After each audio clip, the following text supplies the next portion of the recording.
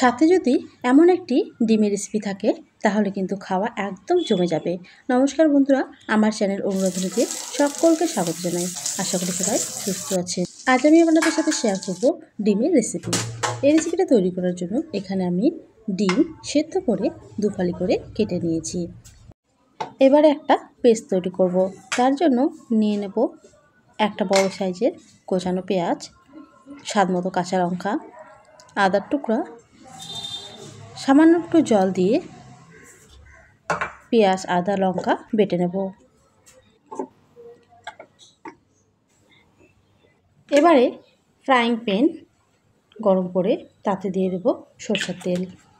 তেল গরম হয়ে গেলে এই তেলে দিয়ে দেব হলুদ গুঁড়ো, লঙ্কা গুঁড়ো আর খুব সামান্য পরিমাণ লবণ। তেলের সঙ্গে উপকরণগুলো মিক্স করে নেব। এবারে দুফালি করে কেটে রাখা ডিমগুলো দিয়ে দেব। বন্ধুরা, আমার এই রেসিপি ভালো লাগলে ভিডিওটাকে একটা লাইক করবেন, বাড়িতে তৈরি করে কমেন্টে অবশ্যই জানাবেন আর চ্যানেলটাকে সাবস্ক্রাইব করে পাশে থাকার অনুরোধ রইল।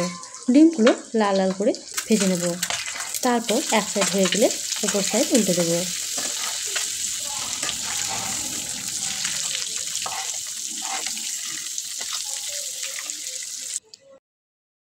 এপিট ওপিট করে লাল লাল করে ভাজা হয়ে গেলে ডিম ভাজাগুলো তুলে নেব। বন্ধুরা, এই রেসিপিটা একবার ট্রাই করবেন, এর স্বাদটা কিন্তু অনেক বেশি। ওই ফ্রাইং প্যানে আবারও দিয়ে দেবো কিছু পরিমাণ সরষের তেল। তেল গরম হয়ে গেলে ফোড়নে দিয়ে দেবো গোটা গরম মশলা আর গোটা জিরে। এবারে পেঁয়াজ আদা কাঁচা লঙ্কা বাটাটা দিয়ে দেবো। কিছুক্ষণ নেড়ে নেব যাতে পেঁয়াজ আদার কাঁচা গন্ধটা চলে যায়। তারপর দিয়ে দেব হলুদ গুঁড়ো, শুকনো লঙ্কা গুঁড়ো, জিরে গুঁড়ো আর ধনিয়া গুঁড়ো। দিয়ে দেব স্বাদ মতো লবণ। মশলা খুব ভালোভাবে কষে নেব যতক্ষণ না মশলা থেকে তেল ছেড়ে দিচ্ছে।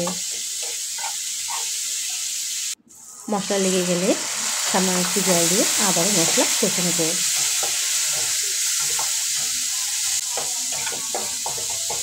মশলা কষানো হয়ে গেছে। এবারে দিয়ে দেবো একটা টমেটো কুচি।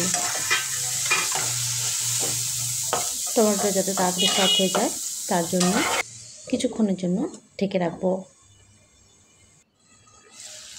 টমেটোটা গলে গেছে। সামান্য একটু জল দিয়ে আবারও কিছুক্ষণ কষে নেব। এবারে দিয়ে দেবো গ্রেভির জন্য জল। জল ফুটে উঠলে দিয়ে দেবো গরম মশলা গুঁড়ো আর ভেজে রাখা ডিমগুলো এক এক করে দিয়ে দেবো।